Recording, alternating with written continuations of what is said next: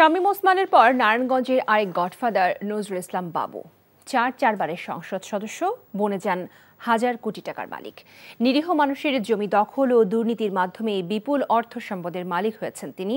বাবুর সন্ত্রাস চাঁদাবাদিতে আতঙ্কের নগরীতে পরিণত হয় নারায়ণগঞ্জের ২৫০০। তার অঢেল সম্পত্তির খোঁজ পেয়েছে দুদক। ৫ আগস্ট স্বৈরাচারের পতনের পর সপরিবারে দেশ ছেড়ে পালিয়ে যায় বাবু।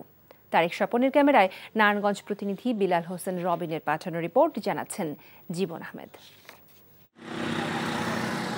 দৃষ্টি যত দূর যায় সবই নজরুল ইসলাম বাবুর সম্পত্তি। কত সম্পত্তি আর টাকার মালিক হয়তো সে নিজেও জানে না। ছাত্রলীগের সাবেক সাধারণ সম্পাদক থেকে সংসদ সদস্য, এরপর যেন আলাদিনের চেরাগ পেয়েছেন।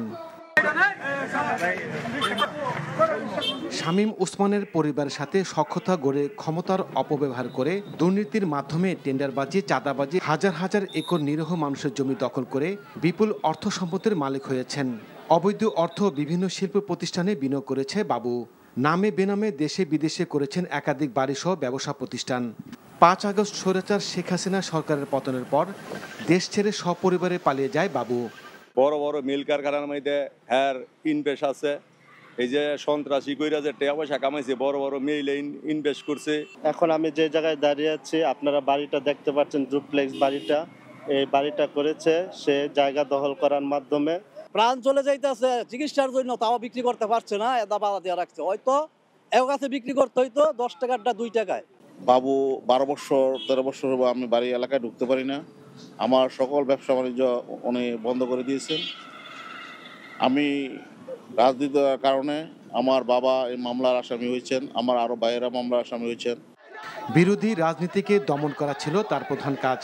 বৈষম্য বিরোধী আন্দোলন চলাকালে ছাত্র জনতার ওপর স্বৈরাচার শেখ হাসিনার আইনশৃঙ্খলা বাহিনীর সাথে গুলি চালায় বাবু ও তার সাঙ্গপাঙ্গরা।